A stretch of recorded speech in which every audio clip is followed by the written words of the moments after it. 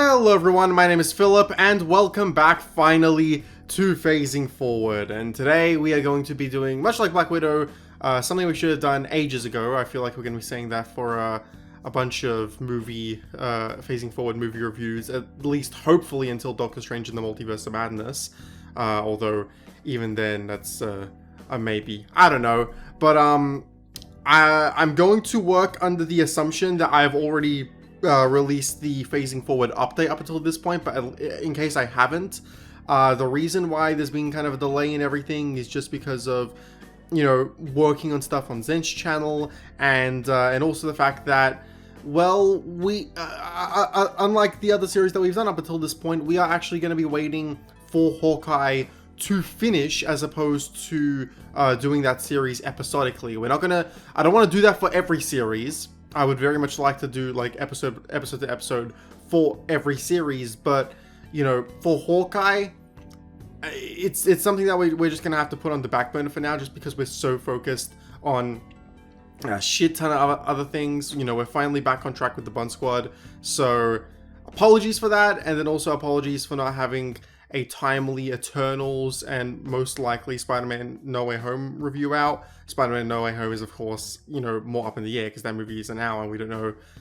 whether or not Zen's going to be able to see it on time or not. But in any case, you know, videos are happening just at a slower pace than usual, just because we've got a lot of stuff on our plate. But with that being said, today we're going to be doing Shang-Chi, because that is on Disney Plus. You can go and see it right now. Unfortunately, I could not see this film in theaters because Melbourne was in lockdown when it first initially came out, so that was unfortunate. But when it came out on Disney Plus, I was finally able to see it. It still got a theater release here in Melbourne. It's just, you know, with it being on Disney Plus, I didn't really see the point, so I just stuck with the Disney Plus release while I went to go see Eternals in theaters. But with that being said, I'm joined, of course, by my lovely co-host who actually did see the film in theaters, Miss Zenith Warrior Princess. How are you doing, Zen? Hi everybody, I'm your Ghost Warrior Princess Zen, and I'm doing pretty good. It's been a week, but you know, we got a lot of things done. Danganronpa's out. He's out, and Danganronpa's gonna be Please watch the Danganronpa video. Go watch the Danganronpa video, but it's been a long project. I'm glad a lot of people are really liking it. It's been a lot of fun, a lot of sleepless nights, and it's, you know, it's a 2.5 hour video, so yeah, it's long. But yeah, I'm surprised by how like fast it's grown. It's like, I think it's like one of the most fast, like I think it's one of the fastest growing videos on the channel, because it's, at the time of recording, you know, it's almost at 400 views, and it's only been like a little over a week. So like, hot damn. I think Zentrek was a little bit faster, but this has more watch time than Zentrek ever did. Like, this is the most watch hours that we've gotten. Like, we had 50 hours in the first day, and that's not counting everything else. So like, you know what, I'm really happy with how much people are liking it. There's a lot of likes, there's a lot of comments, and a lot of people have been saying that, you know, I handled the topics well, and that, you know, I was very they were very thankful for a lot of that stuff. So I'm very happy that you guys enjoyed it. I have a lot of stuff in the pipeline, and once I finish Darksiders, I'll get to Danganronpa the animation. That's next. But for right now, I am glad that this video is out and done. It was a lot of work. A lot of fucking work, especially like on my end near the end there. But you know, we're not here to talk about Danganronpa. We are here to talk about some good old Marvel. And you know, I know last time, I had to play a bit of the grump because I wasn't exactly the biggest fan of Black Widow, and at the time of recording this, I have in fact seen Eternals. Last time I hadn't seen it, so I couldn't really, say anything on it. But now that I've seen it, let me just say that Grumpy Philip isn't exactly going to be kept to that Black Widow video, because I'm going to have a lot to say about it. You're just a grump. You're just a grumpus, meanie doo-doo face. Like, seriously, you come in and be like, well, I don't know, Zen. I don't like this. I don't like that. You're being dramatic. Listen, But listen, Missy. I am a theater minor. I deserve to be dramatic all the time. but you know, we're gonna save Eternals for next time for when Zen's actually seen it. Like I said in the update video, which I'm assuming that I've already uploaded at this point. But you know, like I said in the update video, essentially, what I'm gonna do, you know, while Zen hasn't seen these movies, is I'm going to do like a mini, like light discussion video of like my own thoughts on Eternals and very likely Spider-Man No Way Home when that's out, just to hold you guys over. And then once Zen is finally able to see those movies, we'll sit down and do a phasing forward recording. So I'll save Eternals for then, but let's just say that I have a few things to say about it, because I did not exactly like that movie. But today, there will not be any negativity, for the most part. Because this is, honest to God, like, probably one of, if not my new favorite, solo origin film in the MCU. Like, because what's the competition? We have first Iron Man, Incredible Hulk, I guess counts because it's the only Hulk movie. Thor 1, Cap 1, Ant-Man 1. I'm not counting Guardians because that's a team up movie. Doctor Strange, Black Panther, Captain Marvel. Yeah, that's about it. And of all of those, Shang-Chi is like either my second or first favorite. This is a really damn good movie, and I was like, I was so excited to see this just based on the trailers alone, and just like, you know, thinking of like the martial arts that could be like achieved, like that could like be shown off in this movie. And this film did not disappoint. Like, the villain kicks ass, the main cast is just phenomenal in general, the story is like one of the best of like these origin movies. It's awesome. I love it. It's just a terrific movie. What about you, Zen? This is probably one of my favorite overall Marvel films. Not just counting Origins, this is definitely in my top, because I can't really say much negative about the film because it's a really damn good movie. The action is great, the wuxia like wire fu fighting mixed with the practical Jackie Chan fighting. The characters are all fleshed out and believable and all have arcs. It has a fantastic story. One of the best damn villains that Marvel has ever had. Like, honestly, this might be my favorite Marvel villain. And then it has all these awesome, like, stuff where it turns into a Dragon Ball Z fight and a kaiju battle. And I'm here to say, take fucking notes, Dragon Ball Evolution. This is how you do a live-action anime fight scene and a kaiju fight scene. Holy shit! A hot take on Dragon Ball Evolution in the year of 2021. Oh my god. Well, like, I'm just saying, like, films, if you want to have it look anime, if you want to have it feel anime, whatever, this is a case where you can have CGI mixed with practical effects and have it look fantastic, because there's a nice seamless blend. And even when like the kaiju was on screen, I didn't notice like too much. I really didn't notice anything bad with the CGI. When the 10 rings were being utilized, everything was seamless. And then you have these wire fu shots, and it just, this is how you do it. And I've been saying this for years. If you want to look to anime fight scenes, just watch a lot of like films like Ip Man and Kung Fu Hustle, Shaolin Soccer, films where they combine the fantastical with the realistic.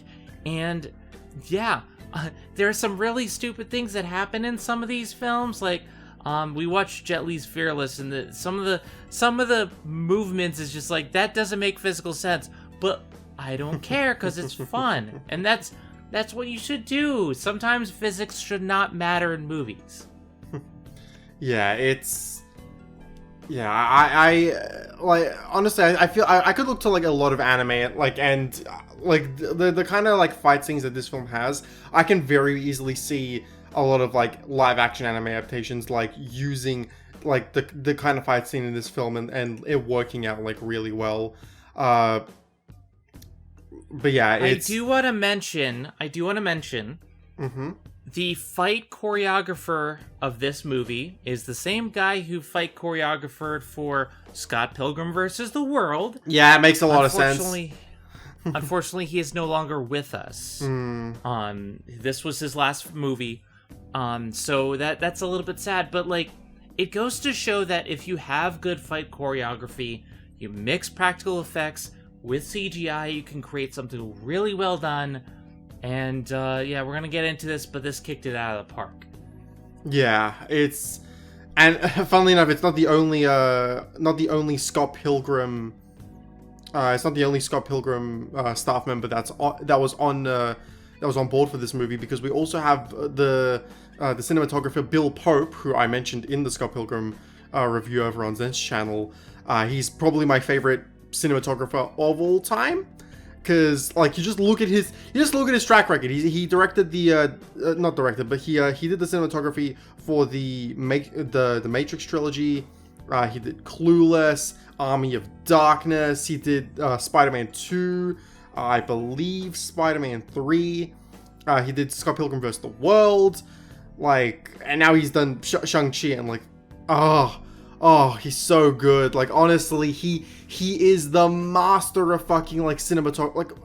Like there are a lot of like not only like visually beautiful shots here, but just shots that like that are just terrific. Like, okay, I know we haven't even got to the story yet or the characters. You know what? Let's just talk about like all the technical shit right now, because like, you know, of course there's the fight scenes. We'll get to the fight scenes in a second, but like, you know, there's just so much to talk about this film on a technical level. Like, the cinematography is honestly, and I'm not being hyperbolic here, it's probably the best cinematography in the MCU period.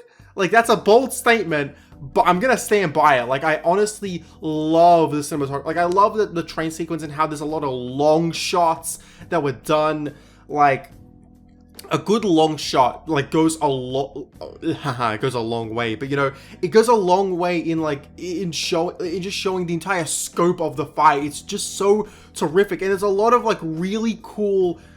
You know, there's a lot of cool storytelling just in the way that the cinematography is done, and just in the frame itself. Like, there's this one moment like before they go off to like look for Wenwu, where Shang is like looking out, you know, like adult Shang is looking, you know, towards Katie, who's like just left. Like, she's like, you know, I'm going with you. That's that, and she like walks off the frame, and like and Sean is like on like the left side of the frame, like he's just looking longingly out. And then we cut parallel on the right side of the frame. We cut to a shot of Wenwu, and like he raises his arm and he's like doing like a gesture to like, you know, for Sean to come to him. And then we cut like back to the left side of the frame where we see, you know, a young Sean, like we see a young Shang-Chi just standing there. And I love that because like it's just it perfectly shows, you know, how, you know, it perfectly shows how Wenwu is waiting for Sean to like to come to him. And it's a little slice of cinematography like that just goes a long way in just characterizing the film. I love shots like that so much. I was constantly picking up that like bits like that. Like, I've already seen people like mention it on Twitter, but like that, you know, how at the beginning of the film, Wenwu, like, and I forget Sean's mother, I forget her name, but you know, Wenwu, like, you know, fighting with her essentially, and like, you know, them like, and like essentially the choreography in that fight mirrors the choreography with his fight with Shang-Chi in the final battle, and it mirrors perfectly, and like it shows this good juxtaposition of like the then and now, and like how not only Sean has been able to capture his, like, you know, what's the word I'm looking for? Not his mother's spirit, but like capture, you know, the same, you know, he's grown to have like an understanding of like, you know, just who his mother was, and like being able to capture her beauty in that sense. And like, not only does it show Sean's growth, but it shows, you know, Wenwu's relationship to his family, and like, you know, how back then, like, he's seeing, you know, the love, you know, who would become the love of his life for the first time in like all her beauty, and now he's seeing his son, you know, in a moment of like, you know, in like a moment of like his family finally crumbling once and for all, like in front of his eyes. And you could tell that in like in the lighting, because like, you know, in the scene with the mother, you know, it's all bright, it's all green, it's all lush, and like, you know, it's all beautiful. Whereas in the final battle, it's all dark and it's all like you know, very like grim and dirty. You know, it's a great juxtaposition. I love it so much. And like, and of course, then of course there's the fight scenes, where the fight scenes are just, like I already mentioned, the long shots, but just it's I think you're gonna need to take over for a second, Zen, because like I'm just gushing. It's the filmmaker inside of me now that's like gushing. Or the film student. Am I allowed to talk? Am I allowed to say something? Yeah, I should say it's the film student in me, not the filmmaker, but go ahead. There's just so much to love about the cinematography. I was posting on Twitter as I watched this film for the second and the third time. Every single shot, if you freeze frame, every single shot could be a poster for the movie. And every single shot, every single frame has meaning to it. One of my favorite bits is when during the final battle, when he first goes to face Wenwu.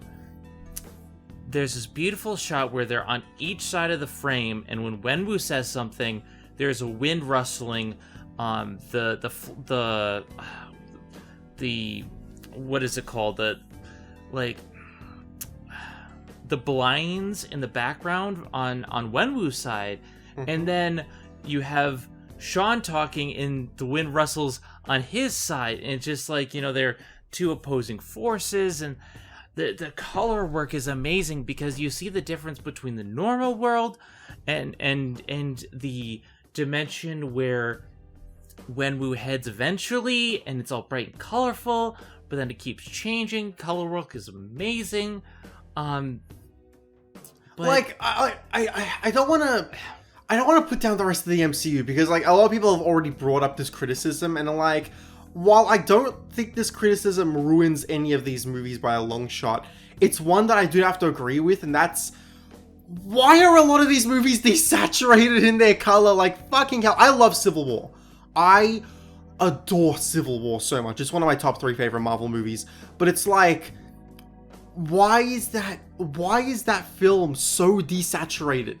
Why is the color in that film like so mute? Like, and I get it. It's like, it's a, you know, it's Civil War, you know, it's supposed to be kind of like a more, you know, like grounded, like, but you look at the airport battle and it just looks kind of dullish. Like, I think that scene pulls its weight in like literally every other department, but you know, you look at the color, it's like, that could be better.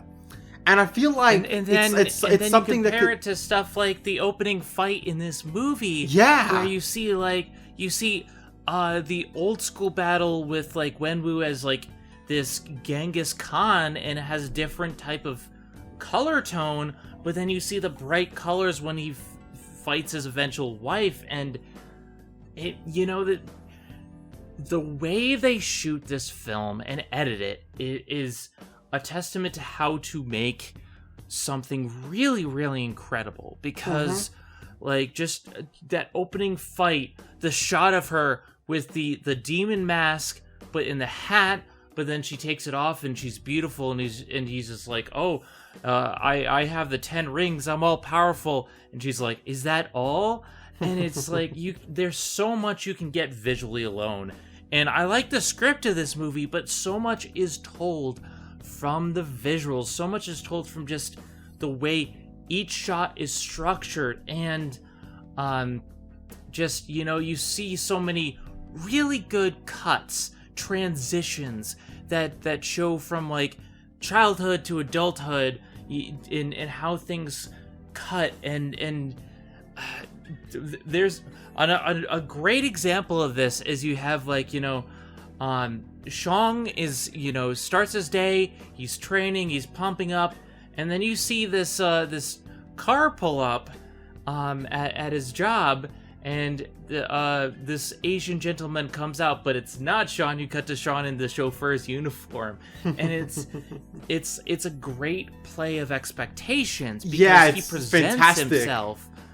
He presents himself as very much this meek, mild-mannered person. He's like, You know, even Katie says, "Oh, come on, Sean can't handle himself in a fight," and then, boom, like, because it's all about appearances, and this movie does a great job with visually telling the tale. There's one part early on where like Sean is eating in Katie's I want to say apartment, where it's her family's around there as well, so like it's Katie and her family, and Sean's like there as well, and like you see the two of them eating, and like they're in a rush because they have to like catch the bus, and so it's like they're just eating their food, and Sean he eats he's whereas like Katie's literally like scoffing it down, like she's literally like picking up the bowl, scoffing it down, and like and while Katie just leaves the plates there just like and is rushing off, Sean is like taking the plates, putting them away. It's like it's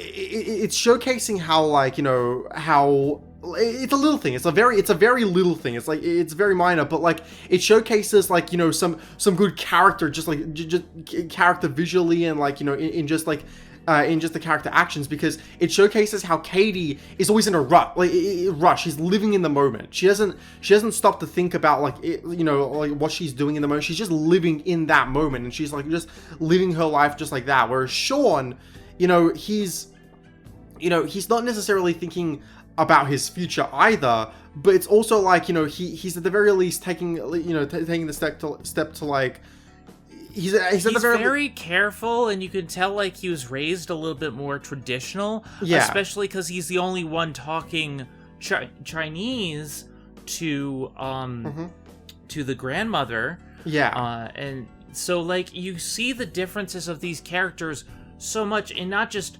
what they say, but how they say it, and the fact that this film has them constantly switch between different languages is I appreciate brilliant. that. Yeah, I do appreciate that. I do like shout out to Katie for being a character who understands the language but has lost like most of her ability to speak it. As a Macedonian who is in the very same predicament, it's I understand that pain so much. I understand it so fucking much, and it's something I would love to like relearn to the best of my abilities. But it's like that it unfortunately slips out, and I know a lot of it is at the back of my mind. I just have to like drudge it out. But it's just one of those things that it's, you can feel you can feel like a bit self-anxious about it, but yeah, I appreciate a character in this film like who has gone through that, who's like she understands the language perfectly fine because like she was raised by this Chinese family, but she just can't really speak it, and she doesn't strive to speak it because again, Katie is someone who lives in the moment. She doesn't think about about what she doesn't really think about the past and such and her future. So yeah, she just wants to be where she is. Culturally, this movie is so interesting to me because it starts off in America, but it's about Americanized Chinese people who find out more about their roots, and as we go on, they learn more and more. They go to different countries, and you see different aspects of the culture. Like there's this one shot when they're going to see Xu Xiaolin, who they see the different like the dancing troops and all the different culture and like the neon and the songs and stuff that are blaring, and you see various different aspects of the culture. But even when they're in America, you see like a little bit blends here and there of that, and how they they have this traditional family, but they don't always want to be a part of that. But you have the karaoke stuff, and there's just culture is a very big part of this movie, and how they eventually learn about their own culture. But by the end of the film, they're not the same people, but they're still singing karaoke, and they're still having fun just eating at the Americanized restaurants, because the culture does not necessarily define them, but it is a part of who they are, and they have to learn to accept both sides of themselves. The best line in the film, in my opinion, is, you are a product of everything that came before you. The good and the bad, and you have to accept both sides of yourself. And that's a large part of Shang's character arc, is accepting, he's the son of a hero and a villain, who wants to be a better person, and having the negative and the positive and embracing that. But that, to me, is also part of the culture. You're American and you're Chinese, and you have to embrace both sides of that. Mm-hmm. I think it's about time we start jumping into the story. We'll talk more about the fight scenes, as we talk about the story, because there's some specific ones. Like, honestly, the fight scene at when they're at I forget the actual location, but like the fighting area, and like they're fighting on the scaffolding as they're trying to escape from the 10 rings. Like, oh, that's honestly, that and the train scene are like two of the best fight scenes in all of Marvel, like, period. Like, oh god, they're so good. But in terms of the actual story itself, it's so fucking good, and a lot of it does come back to like that father and son relationship. And like, because when I saw like when I saw Wenwu and like the type of villain he was, I was like, oh no, like, because usually I really don't like the type of villain that Wenwu is, and like how it's like, oh, it's this parental figure, or this like or this familiar figure who it's they're abusive and they're this and that, but they mean well deep down. It's like, yeah, but that doesn't excuse the years of abuse and like all the torment that they've caused. So it's like, I usually hate that kind of character. Essentially think the Fire Lord from Avatar: The Last Airbender, if they tried to woobify him and and make him a good guy, or in other words, the Gems from Steven Universe. But let's not talk about that. So it's like, here's the thing though. Like with Wenwu, what really works is that he's a very great person. The whole conceit of Wenwu is that 1,000 years ago he found the 10 rings. We aren't sure exactly where, because there's all these different tales, but he found it, and it granted him power, and he became obsessed with power, more and more and more power. Yeah, because when you have immortality, that's you live long enough, you start to get bored with some of the things you already have. He falls in love. And that's kind of what I want to. Sorry, I gotta interrupt you there, because you kind of interrupted me midpoint, but yeah, because that's kind of what I want to get into. Because you were talking about the badge, you were getting into Steven Universe, and I hate when you bring that up. But I was building that up to talk about Wenwu and get back to Wenwu, but that's because that's kind of what I want to talk about with Wenwu. It's not like he kind of defies those points that I usually hate about like sympathetic like villains in power, like Wenwu is. It's he's not abusive is the thing. Like, he's okay, debatable, because he did neglect his daughter, but like he like nothing he does is in like a comically villainous, malicious way. Because when his wife dies, he doesn't suddenly start taking it like all out on like Shang-Chi in the way of like, because he does push a lot of it on Shang-Chi and and his sister. I'm forgetting his sister's name, and I'm gonna look that up because I don't want to go throughout this video. Shu Shaolin. I just said that earlier. Yeah. Shu Shaolin. Yeah, and like he does push a lot of that on his kids, but the thing is, he doesn't do it in like in a malicious way. I'm stumbling over my words now. He doesn't do it in a malicious way. Like when he goes to kill the people who were involved in his wife's death, he brings like Shang-Chi along, which is already horrible. Like a lot of the stuff he does is still horrible. It's not like, oh my god, but he really does care. Like, no, a lot of the stuff he does is horrible, and some of it he can't really go back from. Yes, but he doesn't. But he still treats his kids with dignity. And I don't think that's really the main conceit. It's he's old school. Like he has the mindset of someone who was raised 1,000 years ago, who has very old-fashioned values, which is why he pushes away why he pushes away Xu Shaolin. Like, part of it, yes, is because she reminds him of his dead wife, and that memory's there, but like that old school misogyny values are still ingrained in him, and there's still a lot of like very old school, like, I have to show you while you're still young what it means to be tough.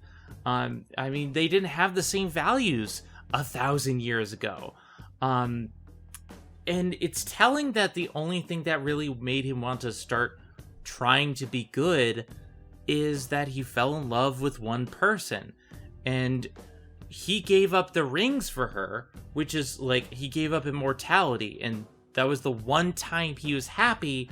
And when she died, he said he was lost, because it's like, well, I gave up everything for this, and it's all gone. And I think he does partially blame Shang, because later on he says, you stood there and did nothing. It's like, there's a little bit of resentment. That is actually one part I didn't really like, I'll be honest, because I have very little problems with this film. Like, I don't, one of my I think all my problems really come into play in like the last act, where and then again, none of them are like major, like humongous problems, but like the thing is, I don't really like how because I did like how he wasn't like, excuse me, sorry, had a little something in my throat, but I like how he hasn't been like actively malicious against his kids, but his inaction, like in say, his inaction in raising Xu Xiaoling properly, and his push to like make Shang like more of an assassin, it's unconsciously he's doing like these bad things, which still like it's still like, that doesn't excuse, of course, that he's like doing it subconsciously, but it is like it is like completely and utterly his fault. And I don't really like how in the final act they kind of go and like, oh, you just stood there and watched and did nothing. It's like, I don't think he would necessarily do that. Because the vibe I got from Wenwu is that he was above that. He wasn't just gonna like blame like Shang-Chi for his wife's death like that. It's like, I don't. And so like that part I thought was a little wonky. I would have rather they didn't add that into I disagree with that. I disagree because at this point, his entire reasoning is that he's being tricked into helping an evil person, an evil kaiju, escape. And he's being tricked into think that his wife is being kept behind this barrier. I think that a large part of him died when his wife died, because as was stated, like, he gave up everything for her, and this is a guy who's lived thousands of years. He's lived 10 of their lifetime, so he's seen a lot of stuff, but he was finally happy, and everything that he cared for just kind of abruptly ceased. And he started slowly, resentfully going against them, and he tried to go against that, but I think the complexity of his villainy is that he doesn't want to be this person, but the more and more he frets and thinks about his wife and is reminded of his wife and of the life he could have had, he slowly slips into losing a lot of who he was. And yeah, he's a very calculating, smart man, but I do feel like that resentment had built up to that point in him where he didn't initially resent his kids, but the more and more things went on, and the fact that they keep going against him in his plan to bring back his wife, like, kind of scapegoating. He doesn't really blame them, but it comes to a head there. Yeah, and honestly, that makes more sense. It's just, it was kind of weird in the moment, but like, I could kind of rationalize it in my head, kind of like that. it's not my biggest problem with the third act, but I'll get to that in a sec. It's funnily enough, you want to know who Wenwu reminds me of? He kind of reminds me of Dracula from Castlevania, in the sense that, like, he was this evil, like, bad dude, but he met he met his wife, of course, and he began to, like, start giving humanity a chance and start being a better person, and then humanity essentially spit in his face, and he was like, okay, I gave you all a chance, and like you did this, like, to me, like, not even to me, but like to this woman who did nothing wrong. That's it. Like, humanity is irredeemable at this point, and of course it's different in the case of Wenwu, but like I think there's like a lot of similarities there, where he tried to be a better person, but just. Yeah, and in this case, sometimes the past comes back to haunt you. Yeah, and in this case, this has more to do with Wenwu's past, as opposed to, like, in Dracula's case, where it's just humanity in that age just being fucking dickheads. But and like, speaking of that scene where he comes back, like, that scene where where the mother has to fend off against all the thugs and the mafia, like, that was very Ip Man for me, and him coming and seeing it, and it's just like, it's just a very tragic thing, and a lot of this big thematic arcs in a lot of kung fu movies is your past coming back to haunt you. Like, it happened in Jet Li's Fearless and stuff like that, where sometimes if you do bad things in the past, it's going to hurt you in the future, Yeah, Wenwu is because I feel like I've kind of been stumbling on my points on Wenwu here, so that's kind of on me. But, like, I feel like a good way I can put Wenwu in my head is that he's a character who you don't want to dislike. He's a character who wants to, like, treat his kids with respect, but he neglects them. He's a character who wants to do better, but just he keeps doing stupid shit and letting himself, like, be manipulated. He's a character who you so desperately want to see get better, even though deep down in your heart it's not going to happen. He's a character who unfortunately had so much bad shit in his past that that trying to start over and become a better man was always going to be a nigh impossible feat for him to accomplish. And, like, you see him become better, like, at least for his, because look, even when he's getting better, it doesn't erase the stuff from his past. He was still a horrible, power hungry individual for all of these, like, for all these centuries. And, like, that's always going to be there. But that's why they attacked his wife, because, revenge. But at the very least, he had the chance to start over and be a good person to at least his own family and live, his own life with them, away from all the people that they could have hurt. But unfortunately, his past came back to haunt him, and so he just owns up to being this horrible, power hungry person again.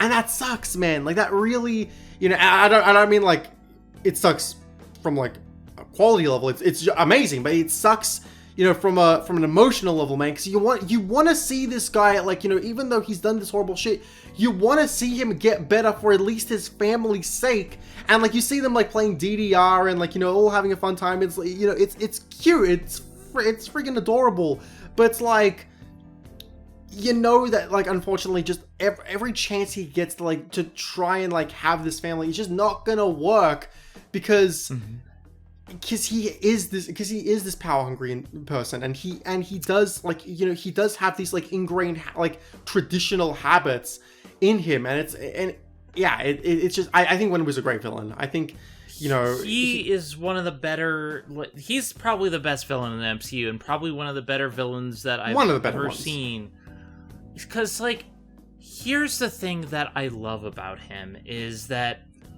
they have this whole thing about him wanting to pass the rings onto Shang, but only once he starts putting them back on. He's like, you need to be strong enough to one day hold the rings. And a lot of it feels like he wants to raise his son right to be better than he was so that he's strong enough to carry the rings. And at the end of the film, he lets him have the rings willingly because, Sean could have taken it, but he didn't. He's just like, I'm done with this. You chose the rings over us. But when it comes to that, he lets him have the rings. And it's almost like the rings found him more worthy. They changed color. They sent out a signal as soon as they find him. It's like the first worthy person. And I think a lot of it is the balance. There's a very big theme of balance in this movie.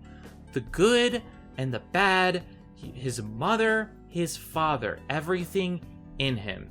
And the whole point is that, yes, you can be good, but you have to have a balance of good and evil, where it's like, Wenwu tried to be all good, but because he had evil in his past, he couldn't, shake that off. If he had tried to gradually shift, I think that would have been different, because then maybe he could have made amends. It's a very different case of someone who had lived a life of evil for so long and wanted to immediately switch on that dime and couldn't. He's such an interesting character. He's not redeemed. He's not a good person, but he desperately wants to be, and his wife made him want to be. And it's that you can see that in his expressions. Wonderfully acted. I don't know who did the acting for Wenwu, but Tony Leung. The subtle expressions, the subtle way he changes his expressions, and you see when he smiles and thinks about his wife, like, you believe that this person is still reliving those moments and still saying, why was I evil all those years when I could have had this? And it's like, it's so much told through acting. I love it. I love it. I love it. Yeah, Wenwu's a great villain, and and it's not to say that, like, I guess I mentioned before, like, because he's not exactly abusive to his kids. Thinking back on it now, like, I can't exactly say that, because, like, he neglected his daughter for, like, all these years. And he told his son to kill the person who killed his mom at age, 13. Like, he's not a good person. He's not. He desperately Very wants much not. to be. And yeah, he doesn't feel like, he came from an era where an eye for an eye was a big thing. What was the expression? I forget what it was, but I forget myself. Must be paid with blood. Yeah, and that's a very big that's a very big thing. It's like, you turn me to an assassin, and the entire reason why Shang did not return is because he actually killed the guy, and he was so shamed by it. And I feel like what works about Wenwu more than, like, other villains like him is that you actually want to see him, be a good person, not for, like, the sake of anyone, but, like, other than really his family. But that at this point, it's just unlikely to happen. And this is one of the... I know we've complained about, like, Marvel deaths before. This is one case where I actually don't mind them killing him off, because, look, Tony Leung's a full arc. Yeah, he had a full arc, and it makes sense in this movie. And also, Tony Leung's a big actor, and is not going to be sticking around, like, past this movie, So it's like, I totally don't mind, like, him dying in this movie.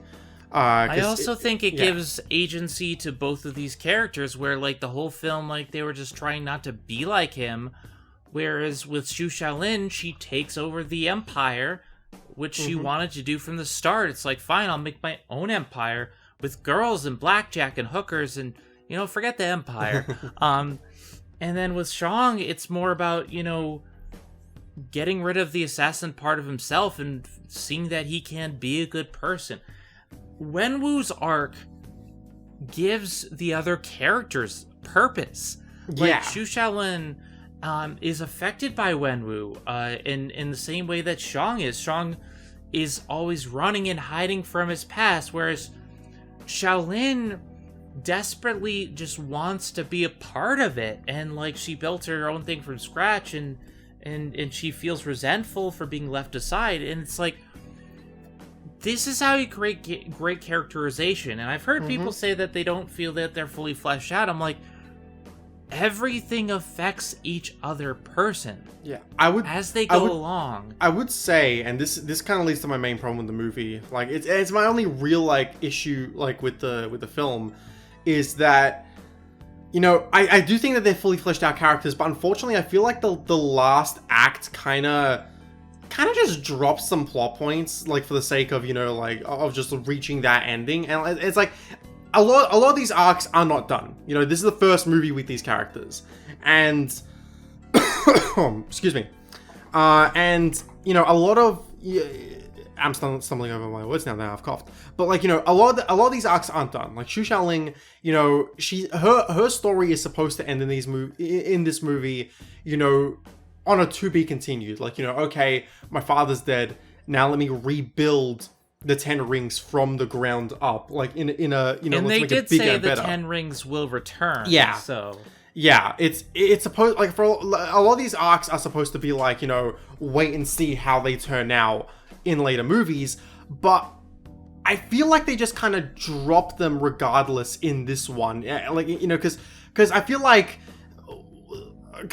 by the end we're just focusing on, like, you know, Shang's battle against this giant kaiju monster that I think they kill when we're a tad too early. I feel like we could have had a little bit more there before they kill him off. You know, I think Xu Xiaoling just doesn't get as big of a role as she should in the final act.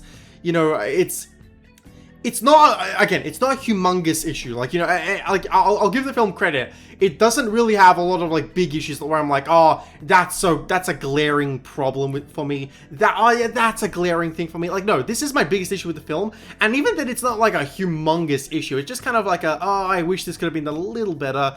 You know, Xu Xiaoling just doesn't get as much of a, you know, as much of a presence in the final act. I think the whole point is that they're setting up their arcs for later.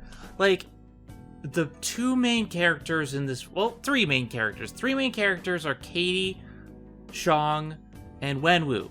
They're all fully realized, but with Katie, she's only just starting, obviously, but the fact that she's finally able to hit a target is a big step in her character. That's character growth. They give her something. She's not at the end of it, but it's a nice, you can definitely see character growth.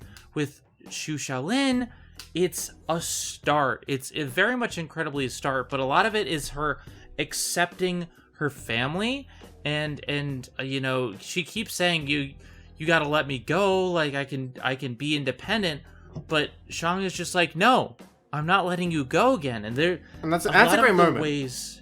Yeah, like there's a lot of the ways that Shang's arc goes about affects Xiaolin's and Katie's, and in that way, yeah, not everyone has a full arc, but I feel like in focusing on Shang and Wenwu, with Katie and Xu starting their arc for upcoming stuff, I think that's fine, because we still get enough from their interactions to observe character growth, and I have no issues with that, to be honest. I feel like we should have gotten more, because I feel like we spent a little too much time in the third act on, like, big, you know, like, army fights and, like, you know, and the Dragon Ball Z battle between but they Sean were and so cool, though. It is cool. The kaiju battle was awesome. It is cool, but I feel like we could have dialed it back a teensy bit just to focus on more character stuff. But that's really, like, that and my whole thing with when we, like I was saying, there are really my only, like, big issues with the film, and even then they're not even that bad, because, you know, especially when we get into, like, Shang-Chi's arc, because, you know, immediately with just, like, this one film, he's going to, like, be one of my favorite characters, or one of my favorite main characters now. He's a great character. Before we get really into that, good. though, I do have to ask a question. Yeah? What did you think of the two best characters in the film, Morris and Steven? Who was Steven again? The actor? You mean Trevor? Trevor. Yeah. I'm so happy they brought him back. I already knew they were going to bring him back because I saw him in the cast. I was like, oh, neat. And also they put the All Hail the King special or Marvel One Shot on Disney Plus. But I'm glad they brought him back because that twist in Iron Man 3 was good, damn it. That twist was good. I will stand by that to this very day. In the theater, because I saw this in the theater, my jaw dropped when they revealed Trevor. Because I was just like, wait. They're tying this into Iron Man 3. And then they have Wenwu talking about the Mandarin and they were afraid of a chicken dish. And I'm like, the way they weave this in is so well done. And I've been saying this for ages, like, just because you don't have the actual Mandarin in Iron Man 3 doesn't mean it isn't a setup for things to come. And they handled it so damn well. Trevor's a delight. And when was the explanation of like, like, oh, they called him the Mandarin, like they named him after a chicken dish, it's like that. It kind of shows how names like have power. It kind of shows just how like, as much as some people don't want to admit it, like the original Mandarin's kind of racist. It's like, it was very racist, and that's why they didn't have that's why they didn't have the Mandarin proper in like Iron Man 3, because the Mandarin's also like a racist caricature, and like we get like a proper depiction of the Mandarin in this film, but they don't even call him the Mandarin, because initially, go back to the San Diego Comic-Con announcement of this film, they called Wenwu the Mandarin, but they changed that in the final version because it's like, well, it wouldn't really make sense for himself to like be called the Mandarin, even though he is practically that character. So it's, and that's why I like that twist so much in Iron Man 3, because it takes it and it uses it to like, fuel its own twist, and it is a really like impactful twist. And also Trevor's just a fantastic character. I've been defending him since Iron Man 3, and I love that people are finally getting on board with him because he's such a funny character, goddammit. Wenwu's speech about names having power, because they asked what Katie's real name is, and it's I believe it's pronounced Reiwa, and it just saying names link us to everyone who came before, and obviously you have Shu Wenwu, Shu Shaolin, whereas Shu Shang-Chi, he calls himself Shang, and it's like the names are a big part of the movie, and showing that they didn't know my name, so they wanted to use my status, but they couldn't do it, and it's so brilliant. And I just want to say, Morris says, good job, everyone. I love his line. I love his line in this movie where it's just like, he's just like, and it's like, oh, since I was a little kid, I saw Planet of the Apes, and and saw monkeys acting on the screen. It's like, and my mom's like, it's not real, Trevor. They just, it's all acting. And I thought, if they can get those monkeys to do that, then I know what my path is. And I love him so much, man. He's such a funny character. You thought you became an actor because you thought the monkeys were actually rotting horses? Yes. I love him so much. and then when he goes in there, he's teaching people soccer, and he's great. Like, I love Trevor so much.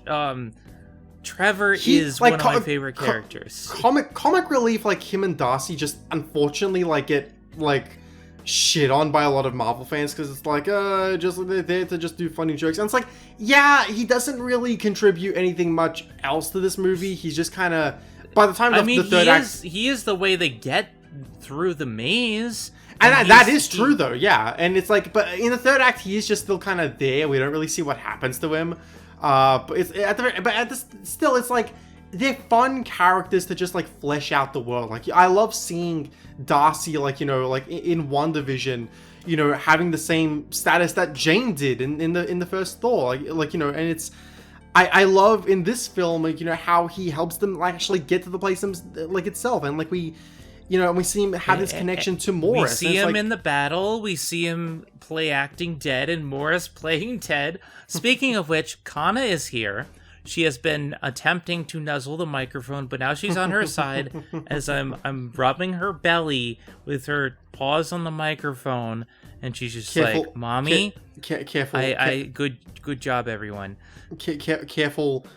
careful, Kana. Zen's gonna snap away your face, and then you're gonna turn into a Morris. No. She's sensitive about that. Actually, kitty. before I talk about Sean, let's talk about Katie. I guess also Xu Xiaolin, but like I think I already kind of said my thing about her character. I really like her character and her being able to like grow her own sense of independence after like years of like, being neglected by her father and like by the Ten Rings, and how by the end, like I like her destination of her leading the Ten Rings by the end, because she is very out of her element, but but it is a spot that she is very much deserving of, given how much she's had to go through. It's just, I feel like by the end of the movie, we should have gotten a little more of that, and I know it's hard to do so since the film is so focused on Sean and Wenwu, but I feel like it would have like nudged the film just that much closer to being like just a masterpiece. But Katie, I was so happy about. Like, I was so happy about. Because I love her arc so much. Because for one thing, it's not a romantic relationship. Because like she fills the same role that like say Christine does in Doctor Strange, or that Nakia does in Black Panther, or Pepper in Iron Man, Jane in Thor, Peggy in Cap 1. It's not to say I don't like any of those characters. I like Peggy. I like I like Jane to an extent. I like those characters, but Katie works for me because, for one thing, she's not a romantic interest. It's a platonic relationship, and I love that. I hope they don't change that in future movies. I know some shippers may like get really tempted to just like push that to Marvel, but it's like, no, keep them as just friends. It's a great, platonic relationship they've got there.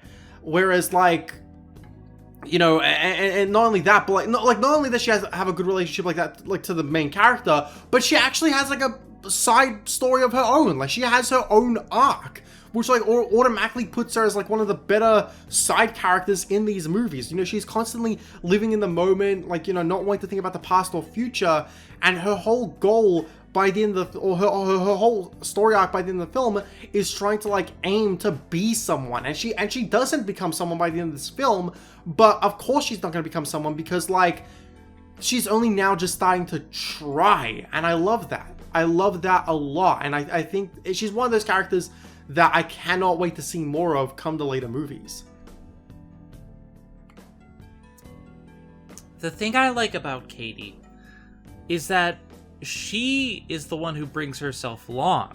Like, Strong is just like, no, it's way too dangerous. It's like, you can explain it on the plane, Sean. And I love that she takes the agency, but a lot of her character arc is about never aiming for a target. She's like, she doesn't know what she wants to do, and then this lady in the village is like, if you aim at nothing, you will hit nothing. And that really struck with me, because it's like, yeah, you may not know what you want, but you gotta try.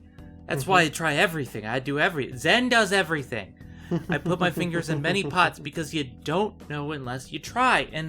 And her build up to like, eventually shooting the kaiju in the throat was so wonderful. and it's just like, but it's earned. They spent a lot of days training and all this stuff, but even still, she has this ability, you can clearly tell, to be an archer, but a lot of it is her own confidence in herself. And when the older man, Shang's father-in-law or grandfather, I guess, basically he puts a hand on her shoulder and says, breathe and steady, and just that confidence in herself, that's what changes things, because she's just like, all right, take a deep breath, take the plunge, and she hits the target. And that's the thing, she's slowly growing better over the course of the film, because she is actually trying, and I love her arc for that.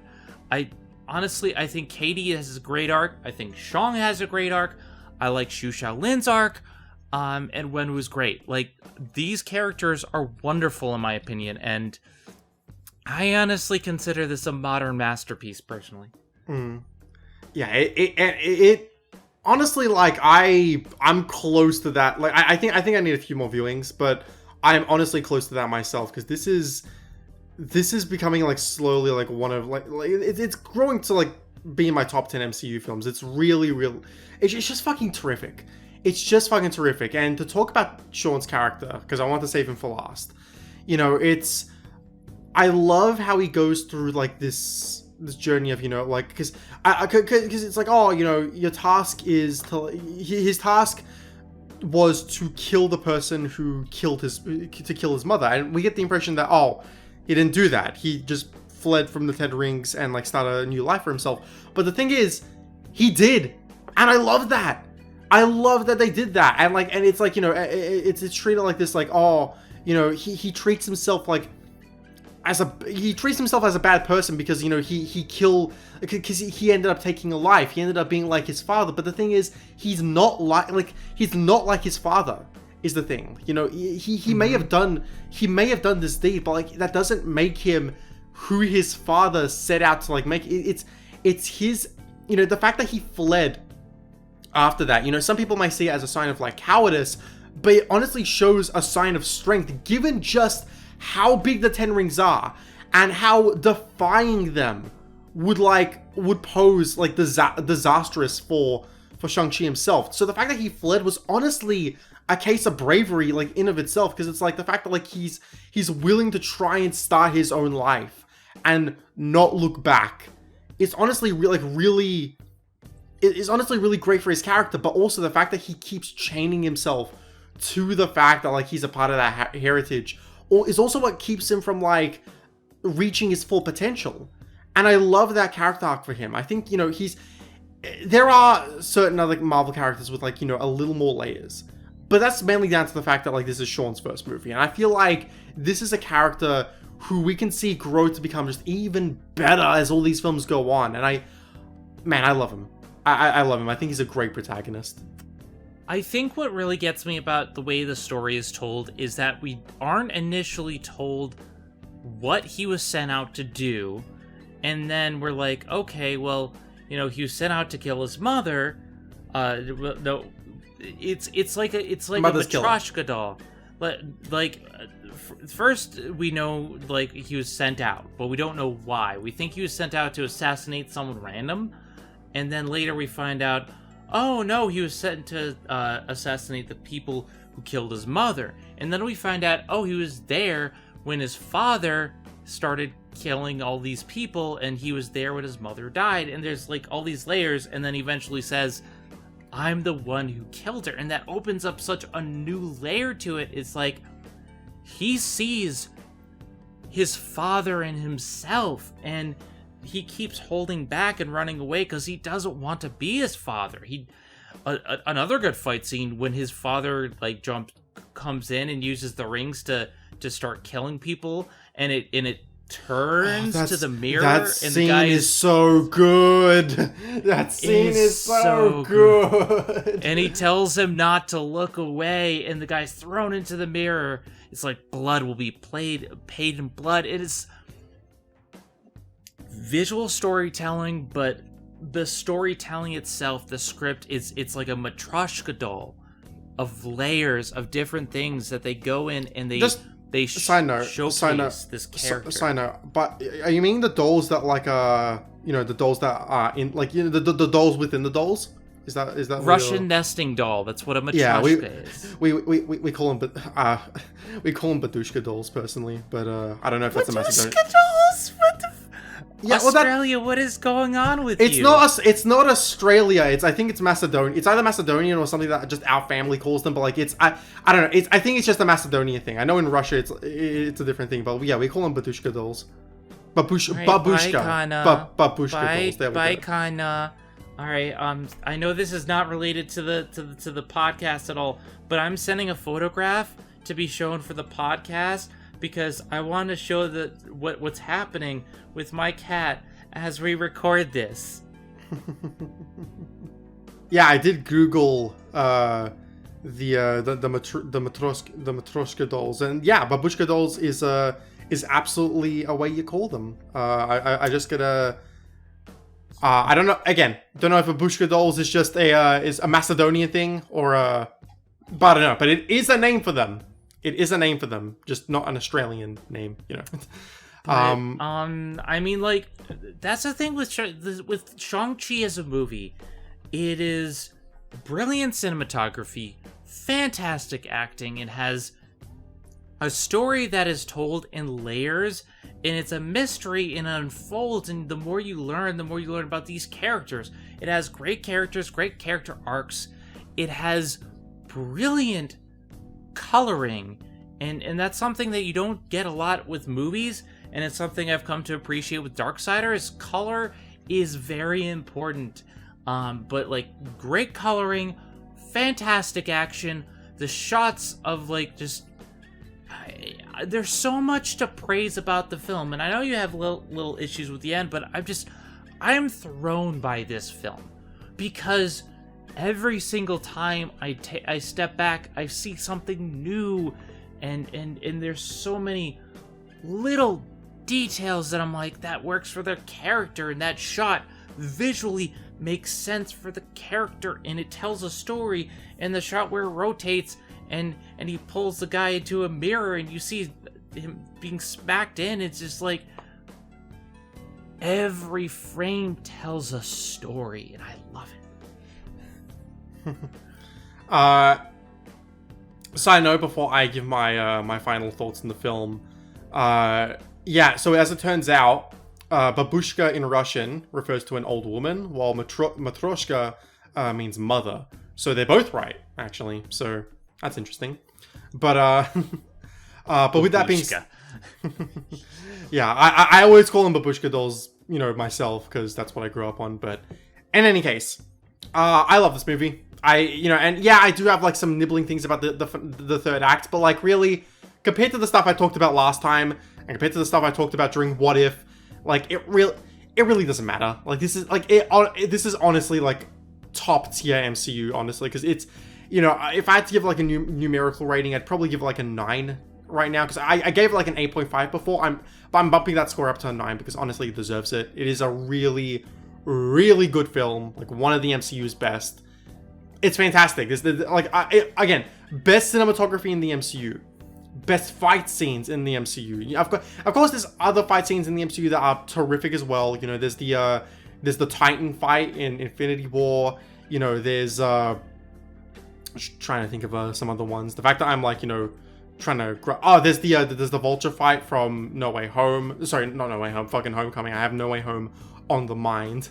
There's the airport fight in Civil War, but even then, the airport fight is more spectacle than like, oh my god, that was choreographed really well and such. But and Hawkeye is delivering some good action as well right now. But like, this is the peak. This is like top tier MCU fight scenes, and you just know, like, I'm stealing this from Cosmonaut Variety Hour. I'm stealing this from Marcus, but you just know that when Sean appears in like all those other team up movies in the future, you just know that he's gonna get the best goddamn fight scene in that entire movie. I have two things to add, different from my final thoughts. First of all, Wong is amazing. Oh yeah, we didn't talk about Wong. Wong is the best character. I like how they brought him back for. I thought it would just be like a little bit with him in Abomination, but then they have like a bunch of different scenes with him and Wong, and I'm just like, and you get to see Wong doing karaoke to Hotel California. So I'm just like, you know, there's a lot of really great stuff with Wong. I really enjoy that. But there's just a lot of.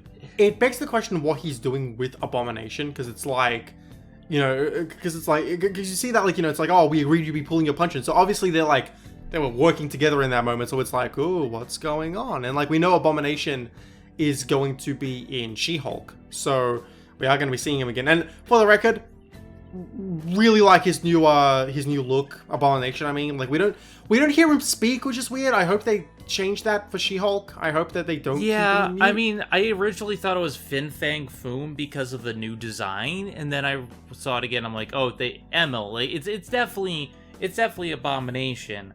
It's just the new design's interesting. I wonder the new design is more comic accurate. Yeah. The other thing I want to say is I love the second in command with Xu Shaolin, the guy who's just like bus boy. Like, he's awesome. He has great fashion sense. I love the fashion in this movie. And he remains second in command. I do like how they didn't kill like Handblade or whatever the fuck his name was, like the guy with the Razor Fist, who is a character in the comics. That's his name. He's not a deep character by any means. He doesn't even have like that much of a personality. I just think it's like, he's a comically. He's just really cool, but also he's a comically, he has like, a license plate that says Razor Fist, and on his keys it says Razor Fist. Yeah, he's a funny character. I just in like concept and like look alone. It's like. Apparently there was originally a deleted scene where they killed him off, so I'm glad they cut that so they can bring him back in the in the future films. But yeah, it's good that he actually, he wasn't initially going to help, but then he saw the cool ninja dude being killed, and he's just like, yeah, let's work together. I like, there's stuff that I would like to learn more about him, but apparently Wenwu has basically raised him like a son, and that makes sense. And I like that they made Xu Shaolin a badass who kicks Shang's ass several times. I do have to say, of all the characters in this film that I want to see more of, I think the one I want to see the most is just Xu Shaolin, because it's like, I like her character in this film, but I feel like she kind of got a little bit of a short stick, the short end of the stick, because it's like, we have to focus on Sean and Wenwu a lot, that, of course, she gets put to the side. And I really hope that we do get to see a lot more of her next time. Because I really do like her character. I think she was given enough, but just not nearly enough, So, but yeah, I love this film. I think it's terrific. And I'm glad I was on the ending scene at the post-credits scene. Yeah. Well, we talked about one of them, but in terms of the other one with Wong and I was glad to see Captain Marvel. I saw some people like, why did they change her costume? Her endgame one was fine. And I'm like, it is her endgame one. What are you talking about? What, are you guys blind? But I'm a bit mixed on her changing up the hair again, because I actually like the short hair. I think the short hair works well. But I'm always a sucker for long hair. Of course, we see Bruce there, not as Hulk. And a lot of people are like, oh, did something happen between Bruce and the Hulk? Did their like agreement just fall out? But of course, we've gotten a She-Hulk preview recently that shows him in hulked up form again, and it's like, oh no, he's just changing back and forth, and we didn't see that in Endgame. All right.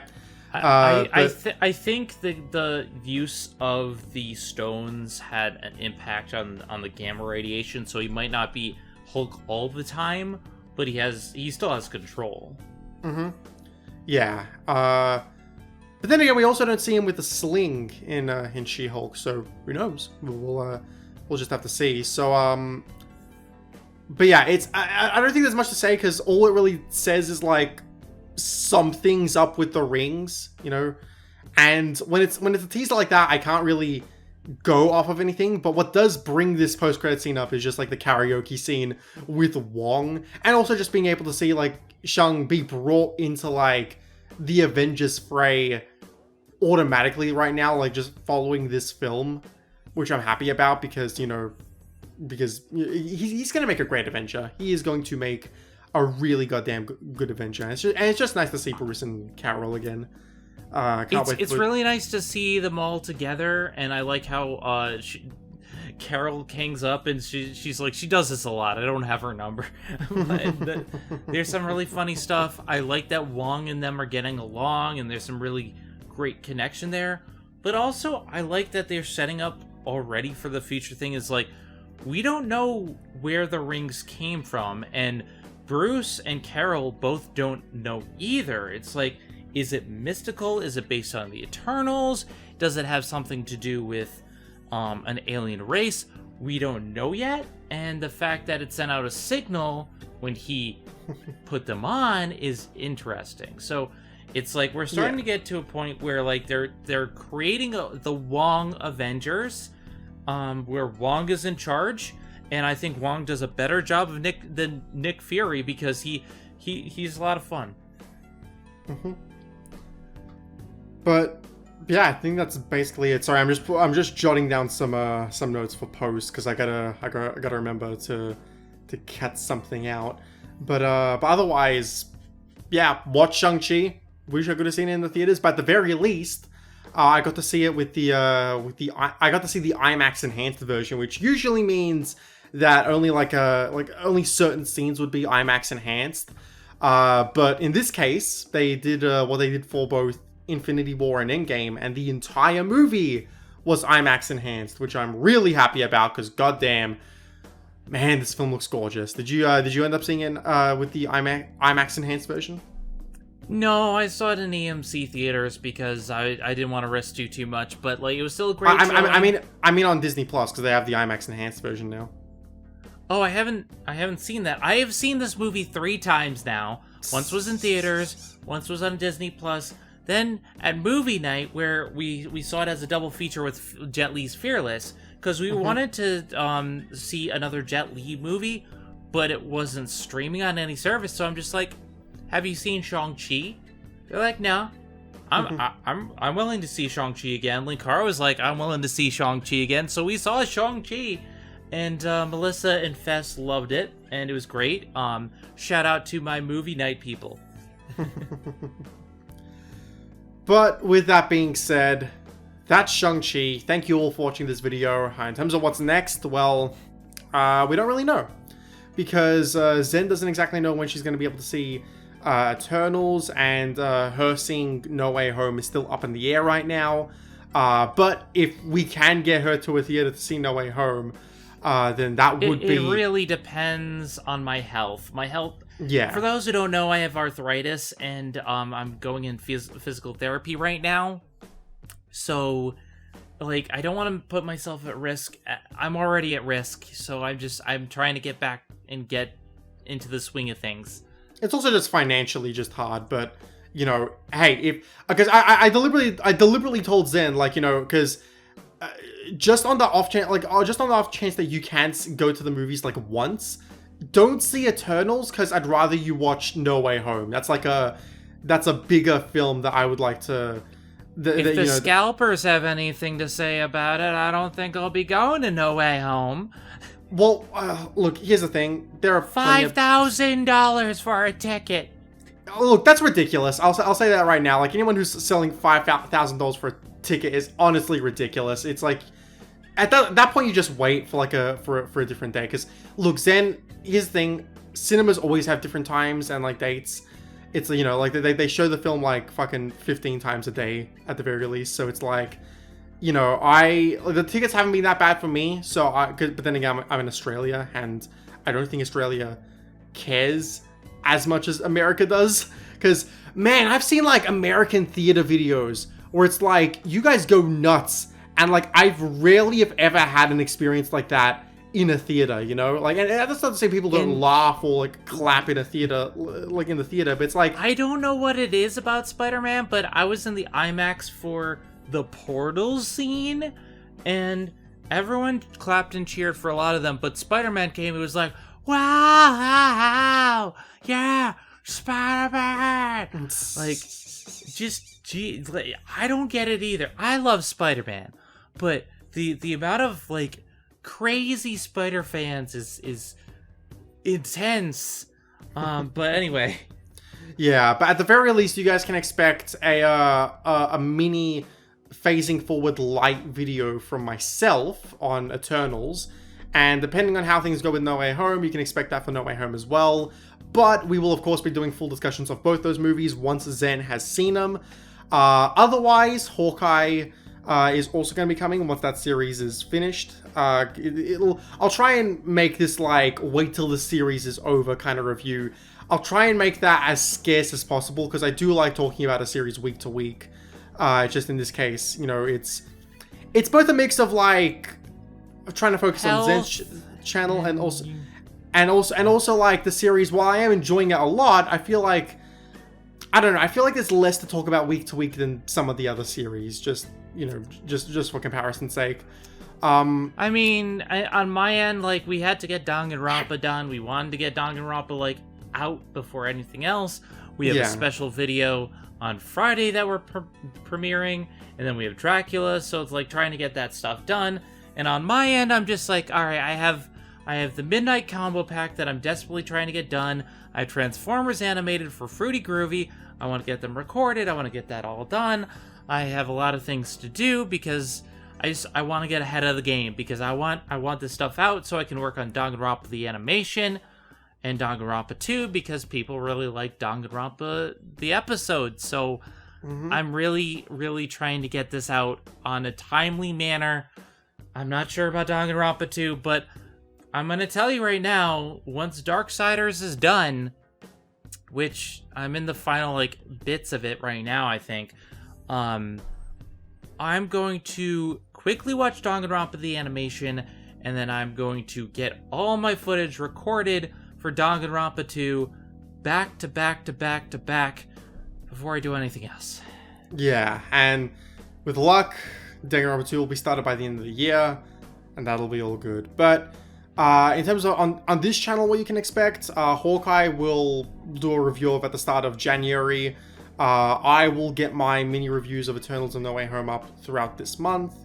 And otherwise, I think in terms of the Loki series review and What If Season 1 review, we're debating on whether or not we should even do those to begin with, but I'll keep you updated on those. So, but with that being said, and expect a side podcast not involving Zen with someone else to come out. That's not Marvel related, but I'm not going to give too much away on that. So with that being said, we don't know when the next video is going to be out, but I hope you guys stay tuned for it regardless, and watch the Danganronpa 1 review, please. With that being said, I'm Philip.